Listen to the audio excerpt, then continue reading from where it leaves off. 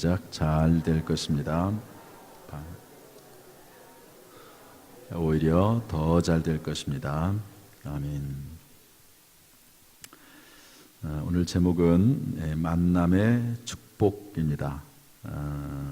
따라서 할까요? 만남의 축복. 여러분들은 지금까지 만난 사람 중에서 제일 행복한 만남이 무엇입니까? 만남이라고 하는 것은 사람의 인생을 참 풍요롭게 하고 행복하게 하고 복되게 합니다.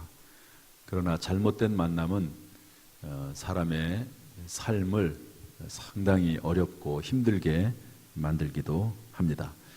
그런 차원에서 오늘 본문의 말씀을 통해서 이 만남의 축복이라는 제목으로 말씀을 나누고자 합니다. 다시 한번 따라서 할까요? 만남의 축복. 사도행전은 전부 3개의 구조로 되어 있습니다. 1장부터 7장은 예루살렘 전도, 8장부터 12장은 유대와 사마리아 전도, 13장부터 28장 그리고 지금까지 땅끝 전도입니다. 사도행전 1장 8절에 의하면 오직 성령이 임하시면 너희가 권능을 받고 예루살렘과 온 유대와 사마리아와 땅끝까지 이르러 증인이 된다고 말씀하셨습니다. 그래서 이 사도행전 이 구조에 따라서 우리가 지금 계속 말씀을 나누고 있는데, 오늘 본문의 말씀은 사도행전 9장의 말씀입니다. 예루살렘 전도라고 하는 것은 우리로 치면은 당진입니다. 자기가 속한 지역, 예루살렘이라고 하는 이 지역 전도고요. 유대와 사마리아는 유대는 우리로 말하면 남한 정도라고 볼 수 있습니다. 사마리아는 북한입니다. 이 성경의 시대와 지금의 시대가 참 거의 유사합니다. 유대와 사마리아는 같은 민족입니다. 그런데 이 사마리아 지역은 좀 피가 다른 민족의 피가 섞였어요. 그래가지고 서로 적대 관계에 있습니다. 우리나라와 북한이 뭐 같은 민족이긴 하지만 서로 이렇게 38선을 두고 적대 관계 어느 정도 있듯이 그런 셈이죠. 그래서 예루살렘 전도는 지역 전도고요. 유대와 사마리아 전도는 민족 전도입니다. 그리고 이제 민족을 뛰어넘어서 개인의 국가를 뛰어넘어서 땅끝으로 세계로 퍼져나가는 전도가 이제 마지막 단계인 땅끝 전도라고 할 수가 있는데요. 오늘 본문의 말씀은 사도행전 9장입니다. 이 9장은 유대와 사마리아 전도, 다시 말해서 국내 전도가 한창일 때 하나님께서 땅끝 전도의 핵심 사역자로 사울을 미리 준비하는 내용이라고 볼 수가 있습니다. 사울은 원래 스데반이 순교할 때 옆에 있었던 청년입니다. 스데반이 열심히 설교를 하죠. 전도도 하고.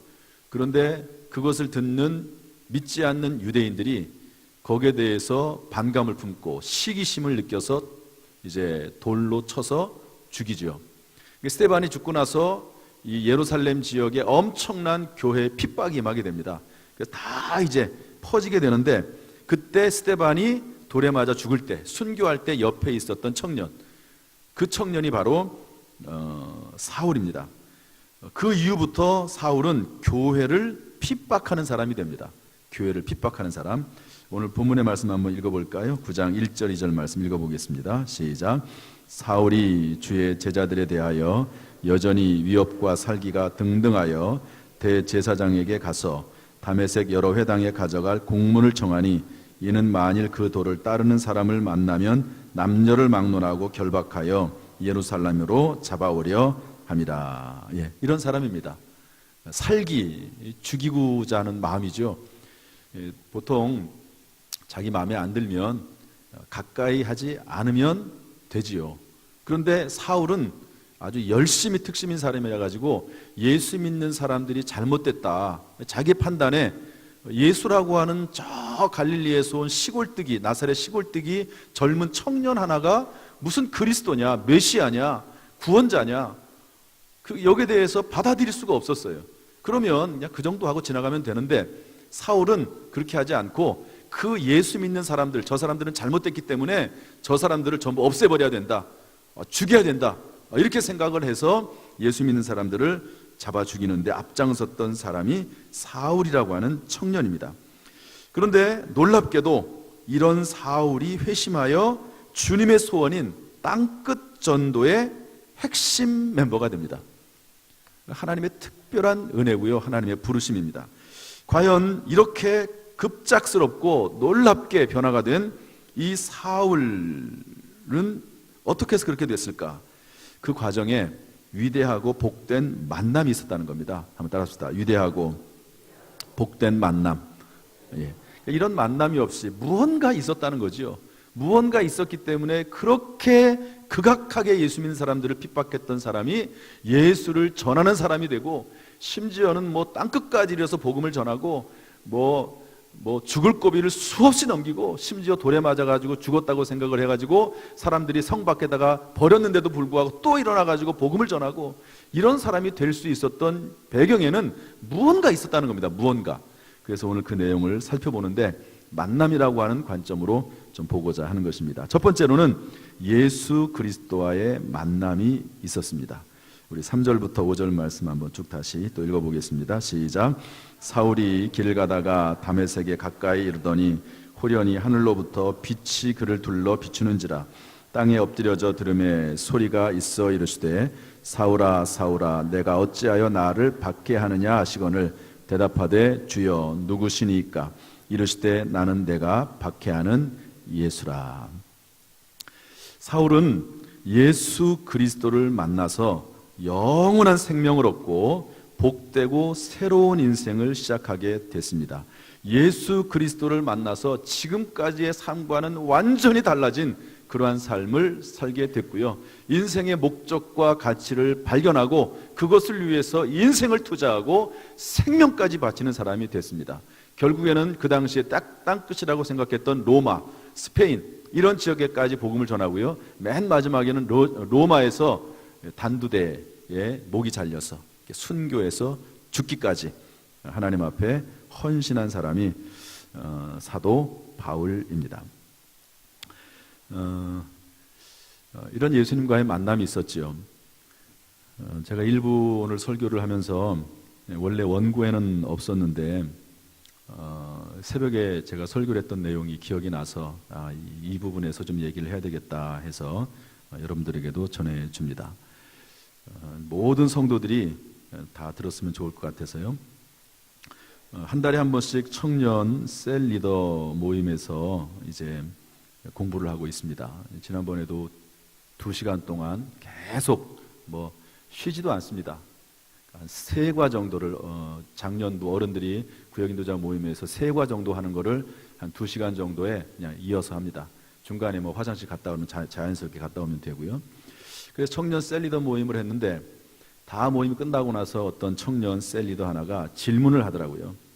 어떤 질문이냐면 정말 하나님을 한번 만나봤으면 좋겠다고, 주님을 한번 만나봤으면 좋겠다고. 오늘 말씀과 연결지어서 생각을 한다고 하면 이렇게 사울이 예수님을 극적으로 만났듯이 한번 자기도 그렇게 주님을 만나고 하나님을 만나면 좋겠다, 그런 얘기를 하더라고요. 여러분도 만약 그런 질문을 들으면 여러분 뭐라고 대답을 하시겠습니까? 정말 하나님을 한번 만났으면 좋겠다. 그러면 내 인생이 바뀌고 운명이 바뀌고 정말 내가 목숨을 다해서 주님을 위해서 헌신할 것 같은데 한번 하나님을 만났으면 좋겠다고 그렇게 얘기를 하더라고요. 제가 그 얘기를 듣는 순간 이런 생각이 들었어요. 예수님에게 찾아온 사람이 하나가 있습니다. 예수님의 제자 중에서 특별히 3명의 제자가 있었죠. 베드로, 야고보, 요한. 그런데 이 야고보와 요한이 형제입니다. 이 형제의 어머니가 예수님을 찾아왔어요. 그래서 예수님께서 정말 하나님의 나라를 이 땅에 건설할 때에 우리의 2 아들을 하나는 왼편에 하나는 오른편에 앉게 해달라고 하는 그런 부탁을 어머니가 합니다. 쉽게 말해서 오늘날 표현으로 말하면 치맛바람이죠. 엄마가 이제 예수님에게 그렇게 부탁을 한 거예요. 그랬더니 예수님께서 뭐라고 말씀하시죠? 그렇게 될 것이다. 그러나 네가 원하는 것이, 당신이 원하는 것이 무엇인지를 알지 못한다. 하나님의 뜻에 의해서 이 하나님의 예수님의 좌편 우편에 앉는 것은 하나님께서 정하실 것이지만 그것이 의미하는 바를 뭔지를 모르는 거죠. 여러분, 우리가 하나님을 만나는 방법은 여러 가지가 있습니다.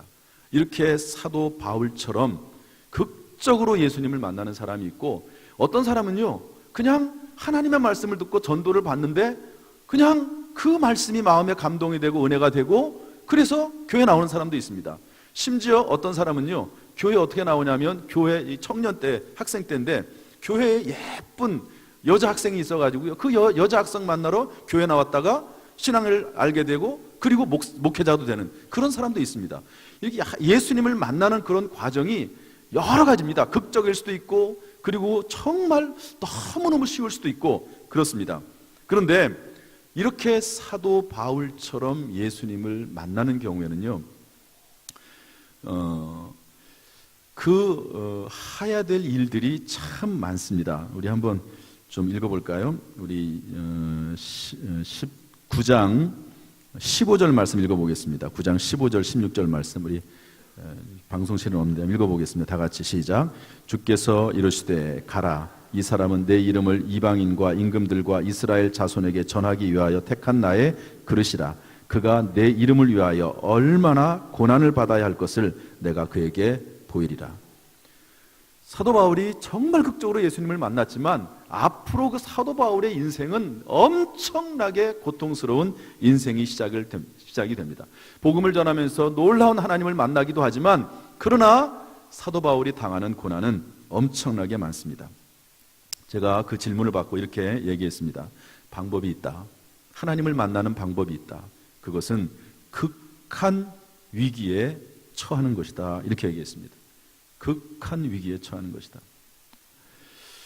제가 야곱에 대한 예를 들었어요. 여러분, 야곱이 하나님의 축복을 받고 싶어서 아버지 속이고 형을 속이고 축복 기도를 받습니다. 장자의 축복을 형을 속이고 대신 차자인 야곱이 축복을 받아요. 그러나 그 일로 말미암아서 형에게 미움을 받아가지고, 형은요 사냥꾼입니다. 아주 싸움을 잘하고 힘이 세고 그러거든요. 그 형이 자기의 장자권의 축복을 빼앗았다고 해서 동생 야곱을 죽이려고 합니다. 그러니까 형을 피해가지고 저 멀리 삼촌 라반의 집으로 갑니다. 그러면서 삼촌 라반의 집에 가면서 잘 곳도 없어가지고요 밤에 그냥 길거리에서 돌베 베고 잡니다. 그때 하나님께서 나타나시죠. 꿈속에 나타나셔가지고 내가 너와 함께 하겠다, 내가 너를 복주겠다, 이렇게 말씀하십니다. 하나님을 만날 때 언제 만납니까? 정말 모든 소망이 사라지고 위기 가운데 있을 때 하나님을 그렇게 만나는 거예요. 그렇게 해서 이제 갑니다. 가가지고 한참 만에 고향으로 돌아와요. 돌아오는데 소문을 들으니까 형이 군사 400명을 데리고 달려오고 있다는 거예요. 이게 무슨 얘기입니까? 아직도 형의 마음에 분이 풀리지 않은 거예요. 형이 자기를 죽이려고 하는 겁니다. 그때 모든 재산과 동물들과 아내들과 그리고 자식들을 다 먼저 보내고 자기는 혼자 야복강에 남습니다. 그리고 거기에서 하나님 앞에 기도합니다. 천사와 씨름하고 환도뼈가 부러지는 그런 강력한 기도를 합니다. 목숨을 건 기도를 해요. 그때 또 하나님을 만나게 되는 것이죠. 그러므로 우리가 하나님을 만날 때 정말 극적으로 하나님을 만나길 원하면요 사실 극적인 환경 속으로 들어가야 됩니다. 저는 그래서 그런 부분은 하나님을 극적으로 만나고 그러는 것은 하나님 앞에 맡겨라. 그건 하나님이 하시는 것이다. 내가 하나님을 이렇게 만나고 싶다고 해서 이렇게 만나지는 것도 아니고 저렇게 만나고 싶다고 해서 저렇게 만나지는 것도 아니고 현재 하나님이 나에게 맡겨주신 그 사명에 충성되게 살아가면 된다 그랬습니다. 그래도 정말로 사도 바울처럼 만나고 싶으면 극한 위기에 빠지게 달라고 기도해라. 또한 극한 위기에 스스로 들어가라. 저 아프리카 오지 같은 데 가라. 그러면 극한 상황 가운데서 기도할 수밖에 없고 극적으로 하나님을 만나게 될 것이다. 이렇게 얘기했습니다. 그랬더니 뭐라고 답변하냐면 제가 생각이 짧았네요. 이러시더라고요. 저는 제가 하나님을 만난 것도 그렇습니다. 예수님의 음성을 들은 것도 그렇고요. 예수님을 본 것도 그렇습니다. 정말 힘들고 어려울 때 차라리 죽었으면 좋겠다. 가끔 이럴 때가 있잖아요. 그때 주님이 오셔서 말씀해 주시더라고요. 그럴 때가 있습니다. 그러나 굳이 그렇게 하지 않아도 믿음으로 살 수 있습니다. 굳이 그렇게 하지 않아도. 제가 가끔 얘기하지만 저희 아내는요, 어렸을 때부터 모태신앙부터 계속 신앙생활 잘했어요. 한 번도 하나님 의심해 본 적 없고 하나님의 은사를 받고 초등학교 때 기도하는 가운데 또 여러 가지 은사를 받으면서 그냥 이렇게 살아오는 겁니다. 하나님이 쓰임이 전부 다른 것이죠. 오늘날 저는 이렇게 생각합니다. 주님이 이런 말씀을 하셨어요. 도마에게 말하기를 너는 본고로 믿느냐 보지 않고 믿는 자는 복되도다. 따라서 합시다. 보지 않고 믿는 자는 복되도다. 여러분 성경 말씀 듣고 전도 듣고 하나님 말씀과 설교를 통해서 은혜를 받고 여러분 하나님 말씀이 주어질 때 여러분 오늘날에는 예수님을 직접 눈으로 볼 수 있는 시대가 아니에요. 여러분 성경 말씀을 통해서 예수님께서 우리에게 말씀하시는 줄로 믿습니다. 여러분 이 성경 말씀을 믿고 이 말씀대로 행하는 가운데 날마다 생각을 통해서 마음을 통해 삶을 통해서 역사하시는 주님을 만나시기를 주님의 이름으로 축복합니다. 그래서 예수님을 만나서 영원한 생명을 얻고 사명을 얻고 그의 운명이 바뀌게 됐습니다. 우리 마가복음 8장 36절 말씀 읽어보겠습니다. 시작. 사람이 만일 온 천하를 얻고도 자기 목숨을 잃으면 무엇이 유익하리요? 요한복음 3장 16절 시작. 하나님이 세상을 이처럼 사랑하사 독생자를 주셨으니 이는 그를 믿는 자마다 멸망하지 않고 영생을 얻게 하려 하심이라. 누가복음 23장 읽습니다. 시작. 이르되 예수여 당신의 나라에 임하실 때 나를 기억하소서 하니 예수께서 이르시되 내가 진실로 내게 이르노니 오늘 내가 나와 함께 낙원에 있으리라 하시니라. 예수님과 함께 십자가에 달렸던 그 두 강도 중에 하나는 예수님을 그 자리에서도 저주하고 욕합니다. 그러나 한 사람은 자기의 잘못을 깨닫고 당신의 나라에 임하실 때에 나를 기억하소서. 그 순간 평생 나쁜 짓하고 십자가에 달려 극형에 처해지는 그 순간에 예수님을 영접을 했더니 예수님께서 그 영혼을 받으신 줄로 믿습니다. 따라서 구원은 영원한 생명은 은혜로 받습니다. 믿음으로 받습니다. 선행이나 공로가 아닙니다. 에베소서 2장 8절 9절 보면 너희가 그 은혜를 인하여 믿음으로 말미암아 구원을 얻었나니 이것이 너에게서 난 것이 아니요 하나님의 선물이라. 행위에서 난 것이니 아니니 이는 누구든지 자랑치 못하게 하려 함이니라.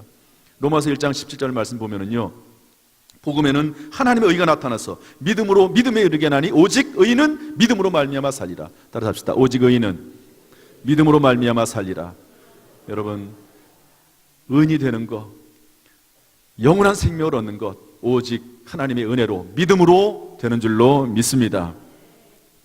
이렇게 여러분 예수 그리스도와의 만남이 있을 때 새로운 인생, 복된 인생이 시작되는 줄로 믿습니다. 두 번째로 하나님의 사람과의 만남이 있었습니다. 사도 바울은 하나님의 사람들을 만나 신앙의 눈을 뜨고 영적 지경이 넓어지게 되었습니다. 신앙은 하나님과의 만남을 통해서만 이루어지는 것이 아니라 사람과의 만남을 통해서 이루어집니다. 어떤 사람들은 교회에 와서 하나님 앞에 병이 걸렸을 경우에 하나님 앞에 기도만 하면 된다 이렇게 생각하는 분들도 있지만 그것은 성경적이지 않습니다. 하나님께서는 사람들에게 지혜를 주셔서 의사를 주시고 약을 개발하게 하셔서 약과 의사를 통해서도 역사하시거든요. 이 두 가지가 다 있습니다. 어떤 사람은 정말 하나님의 100% 신유의 은혜로 구원받은 사람도 있고 치료가 되는 사람도 있고 어떤 사람은요 정말 죽을 병에 걸렸는데 좋은 의사를 만나서 물론 기도하지요. 기도하는 가운데 그 의술을 통해서 병이 치료되는 사람도 있습니다. 의술로는 죽었다고 선고를 내려도 하나님 은혜와 함께 의술로서 되는 경우가 있습니다. 신앙생활도 마찬가지입니다. 신앙생활에는 두 날개가 있습니다. 저를 보시죠. 신앙생활은 독수리가 하늘을 날아갈 때 만약에 아무리 높이 나는 독수리 할지라도 한 날개만 가지고 있으면 끝까지 올라가지 못할 겁니다. 아마 뜨지도 못할 겁니다. 그런데 이 두 날개를 펴서 올라갈 때 날 수가 있는 것이죠. 신앙생활도 마찬가지입니다. 우리 성경 말씀 하나 보겠습니다. 사도행전 2장 46절 말씀인데요. 한번 읽어보죠. 시작. 날마다 마음을 같이하여 성전에 모이기를 힘쓰고 집에서 떡을 떼며 기쁨과 순전한 마음으로 음식을 먹고. 믿는 사람에 대한 이야기입니다. 예수 믿는 사람들이 날마다 마음을 같이하여 어디에 모였다고요? 성전 예배입니다. 이 성전 예배는 하나님과의 만남입니다. 그리고 집에서 떡을 떼며 이것은 집에서 성도들끼리 모여서 떡을 떼고 음식을 나누는 사람과의 만남입니다. 성경은 이 사람과의 만남과 하나님과의 만남이 두 가지를 통해서 하나님께서는 사람이 신앙이 성장하도록 그렇게 계획을 하셨고요. 이것이 성경적입니다. 예배를 통해서, 주일날 나와서 이 예배만을 통해서, 성전 예배만을 통해서 이루어지는 것이 아니다 하는 것입니다. 요즘 구역 예배 공과를 이제 새롭게 하고 있습니다. 이 설교를 가지고 하다가 구역 예배 공과를 한 7주 정도를 지금 다른 교재를 가지고 하고 있습니다. 그 교재는 건강한 소급이라고 하는 주제를 가지고 하고 있는데요. 이것은 국제 제자 훈련에서 나온 교회 지도자 개발 시리즈 중에 하나입니다. 전부 16권으로 되어 있는데 그 중에서 한 권을 다룬 거예요. 전부 12과로 되어 있는데 그 중에서 한 7과 정도만 다뤘습니다. 그런데 이 교회 지도자 개발 시리즈를 만든 이유가 있습니다. 왜 교회 지도자 개발 시리즈를 만들었느냐? 이유가 뭐냐면 성도들이, 교인들이 하나님의 말씀을 듣고 성경을 읽으면서 성경 지식은 올라가고, 그리고 주일날 나와서 예배는 드리고, 그러는데 어떤 문제가 있냐면 지식은 높아지지만 어떻게 마음을 같이 해서 함께 살아가는지는 모른다는 거예요. 성도들끼리, 사람들끼리 하나님의 앞에 나와서 예배는 잘 드리는데 신자들끼리 서로 살아가는 법은 모른다는 겁니다. 그래서 오만하고 자칫 잘못하면 독선에 빠지고 독불장군처럼 되고 하는 것이 신앙생활이라고 생각한다는 거예요. 다른 사람과 함께 할 줄 모른다는 거예요. 오늘 성경 말씀, 아까 읽은 말씀 보면 날마다 마음을 같이 하여 이렇게 되어 있는데 그것을 못한다는 거예요. 자기는 100% 자기 말이 다 옳다고 얘기하는 거예요. 여러분, 사람에게 100%라는 게 어디 있습니까? 그리고 설사 100% 다 옳다 하더라도 사람에게는 우연이라는 것이 있고요, 또 자기 알지 못하는 세계가 있습니다. 겸손하게 얘기를 해야 되는 거죠. 여러분, 가장 똑똑하다고 하고 위대한 과학자인 아인슈타인은 이렇게 말했습니다. 그 위대한 발명을 해놓고도 내가 발명한 것은 저 해변가의 수많은 모래 알갱이 중에서 하나, 2개 발견한 것이다, 이렇게 얘기했습니다. 사람이 겸손하면 겸손할수록 고개가 숙여지는 것이지요. 어쨌든 사람들이요, 교회 나오면서 하나님의 지식에 대한 지식은 있는데 마음을 같이 하는 법, 마음을 함께하는 기술을 배워야 된다는 거예요.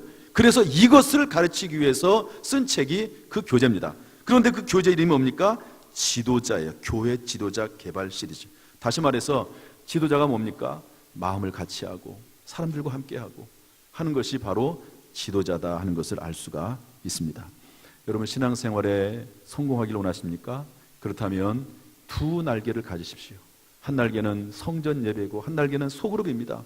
그것이 구역 예배가 됐든 팀 사역이 됐든 뭐가 됐든지 간에, 뭐 구역 기관이 됐든지 간에 사람과 사람들이 함께 모여서 어울리면서 서로에게 힘을 더해가면서 신앙이 성장한다 하는 것을 깨닫고, 여러분, 두 날개, 하나님과의 만남 그리고 사람과의 만남도 있는 그런 복된 인생이 될 수 있기를 주님의 이름으로 축복합니다. 어떤 사람을 만났습니까? 첫 번째로 아나니아를 만났습니다. 사도행전 9장 10절 11절 말씀 읽어보겠습니다. 사도행전 9장 10절 11절 시작. 그때에 다메섹에 아나니아라는 제자가 있더니 주께서 환상 중에 불러 이르시되 아나니아야 하시거늘 대답하되 주여 내가 여기 있나이다 하니 주께서 이르시되 일어나 직가라 하는 거리로 가서 유다의 집에서 다소 사람 사울이라 하는 사람을 찾으라. 그가 기도하는 중이니라. 사울이 예수님을 만났을 때 워낙 강력한 빛에 의해서 눈이 멀었던 것 같아요. 3일 동안 아무것도 보지 못하고 사람의 손에 이끌려서 직가라는 곳에 가 있었습니다. 그런데 하나님께서 그때 아나니아라고 하는 사람에게 말씀하셔서 사울을 찾아가라. 그 사울이 누군가 찾아와서 그에게 안수하고 눈이 뜨고, 영적인 눈이 뜨고 육체의 눈이 뜨게 되는 것을 보게 될 것이라고 얘기했다고 하나님께서 말씀을 하십니다. 그래서 아나니아가 찾아가게 되는 것이죠. 여러분, 하나님께서 그냥 눈을 뜨게 할 수 없습니까? 할 수 있죠. 그러나 그럼에도 불구하고 하나님은 굳이 사람을 통해서, 사람을 보내서 사람과 함께 일하도록 하게 하시는 것이 하나님의 계획이고 하나님의 섭리입니다. 두 번째로 바울이 누구를 만났습니까? 바나바를 만납니다. 사도행전 9장 26절 27절 말씀 읽어보겠습니다. 시작. 사울이 예루살렘에 가서 제자들을 사귀고자 하나 다 두려워하여 그가 제자됨을 믿지 아니하니 바나바가 데리고 사도들에게 가서 그가 길에서 어떻게 주를 보았는지와 주께서 그에게 말씀하신 일과 다메섹에서 그가 어떻게 예수의 이름을 담대히 말하였는지를 전하니라. 사도 바울이 예수를 믿었는데 안 믿어주는 거예요. 안 믿어줘. 왜냐하면 예수 믿는 사람들 잡아 죽였던 사람이거든요. 안 믿어줍니다. 그런데 그때 바나바라고 하는 사람이 등장합니다. 그래서 바나바가요, 바울을 찾아가요. 사울을. 그래가지고 사울을 데리고 다니면서 이 사람에게 소개시켜주고 저 사람에게 소개시켜주고 이 사람이 이렇게 예수를 만나게 됐고 이렇게 복음을 전하는 사람이 됐고 이렇게 하나님이 쓰시는 사람이 됐다고 하면서 바나바가 데리고 다니면서 다 얘기를 해주는 거예요. 그래가지고 바나바가 교회에 소속이 되고 교회에서 인정을 받게 되고 교회에서 사역을 하게 됐다 하는 것입니다. 누가 합니까? 사람이 하는 겁니다. 신앙이라고 하는 것은 하나님께 예배드리는 것만으로 되는 것이 아니고 사람과의 사람의 만남이 있다는 것입니다. 사도 바울이 수많은 사람들을 만납니다. 이제 나중에 선교사가 되어가지고 전 세계를 다니면서 복음을 전하는데요, 얼마나 고생을 하는지 몰라요. 고난과 핍박 가운데 힘들게 전도하고 선교합니다. 그런데 그때마다 하나님께서는 사람을 만나게 하셔서 사도 바울을 돕게 하는데요, 브리스길라와 아굴라 한 사람의 예를 들겠습니다. 우리 사도행전 18장 1, 2절 말씀 읽겠습니다. 시작. 그 후에 바울이 아덴을 떠나 고린도에 이르러 아굴라라 하는 본도에서 난 유대인 한 사람을 만나니 글라우디오가 모든 유대인을 명하여 로마에서 떠나라 한 고로 그가 그 안에 브리스길라와 함께 이달리아로부터 새로운지라. 바울이 그들에게 가매. 2차 선교 여행 때 고린도에서 전도하는데 이 브리스길라 아굴라 부부를 만납니다. 아굴라는 남편이고 브리스길라는 아내입니다. 참 위대한 만남이고 복된 만남입니다. 이 부부가 사도 바울을 만나서 동력자가 되고 동지가 됩니다. 이후에 사도 바울이 가는 곳마다 이분이 따라갑니다. 그리고 로마서 16장 4절에 보면은 내 목숨을 위하여 자신들의 목이라도 내놓았다라고 사도 바울은 이분들에 대해서 이야기를 합니다. 얼마나 복된 만남입니까? 서로에게 유익이 되는 만남입니다. 서로에게 행복이 되고 보람이 되고 함께 상급을 받습니다. 요한 3서 1장 8절에 보면 주님을 위해서 일하는 주의 사역자와 그들을 영접할 때 함께 일하는 사람이 됐다고 말하고 있고요. 마태복음 10장 41절에 보면 선지자의 이름으로 선지자를 영접하는 자에게 선지자의 상을 준다고 했습니다. 브리스길라 아굴라, 사도 바울, 이 두 사람의 만남을 통해서 둘이 함께 복을 받고 함께 상급을 받는 그런 복된 관계가 된 줄로 믿습니다. 그러므로 여러분, 신앙생활은요, 예배를 통해서 하나님과의 만남이 있어요. 예수님과의 만남이 중요합니다. 그리고 사람과의 만남이 중요합니다. 여러분, 순간순간마다 정말 복된 만남이 있기를 주님의 이름으로 축복합니다. 세 번째로는 복된 교회와의 만남이 있었습니다. 이것은 생략합니다. 왜? 시간이 없어서. 마지막으로 우리 한 분의 이야기만 하고 마치겠습니다. 조명환 교수님이라고 하는 분인데요, 제가 이분의 글을 읽고 감명을 받아서 좀 전해드립니다. 이분은 한국전쟁이 끝난 3년 뒤인 1956년에 출생을 했습니다. 평범한 학생이죠. 여러분 한번 생각을 한번 해보시죠. 6.25 끝나고 우리나라가 얼마나 힘들고 어렵겠습니까? 그냥 평범하게 살아가는 학생입니다. 평범하다기보다는 사실은 열등한 학생이었습니다. 별명이 형광등입니다. 그러니까 뭘 잘 깨닫지를 못해요. 아무리 공부해도 성적이 오르지 않습니다. 제가 이분의 글을 읽으면서 야, 나하고 비슷하다 그런 생각을 했습니다. 그런데 성적은 오르지 않아도 항상 책상에 앉아있는 아이가 이 학생이었다고 그래요. 그것도 저하고 비슷해요. 그런데 이 학생이 건국대학교 미생물학과를 졸업을 하고 미국 애리조나 대학교에서 미생물학 면역학으로 박사학위를 받고 미국 하버드 대학의 케네디 스쿨의 행정학 석사가 되고 현재는 건국대 생명과학 흑성화학과 교수이고 아시아 태평양 에이즈학회 회장이고 에이즈 분야 아시아 최고 전문가가 되었습니다. 올해 국제과학자, 아시아 대표하는 올해의 인물, 올해의 신한국인상을 받았습니다. 정말 어려운 시대에 별로 똑똑하지도 않았는데 저 이렇게 훌륭한 사람이 됐습니다. 유명한 사람이 됐습니다. 그런데 이분의 글을 쭉 읽으면서 이분이 어떻게 해서 이렇게 됐나라고 봤더니 만남을 통해서 이루어졌더라고요. 한번 잘 들어보십시오. 이분은 어렸을 때부터 교회를 다녔습니다. 그런데 어머니가 다니던 그 교회와 연결된 구호단체가 있는데 그 구호단체로부터 장학금을 받았습니다. 공부를 잘해서 받는 게 아니라 잘 연결이 돼서 얼마를 받았냐면 45년 동안을 받았습니다. 그 구호단체가 준 게 아니라 어떤 한 분이 그 구호단체에 주면 그 구호단체가 그냥 전달만 해주는 겁니다.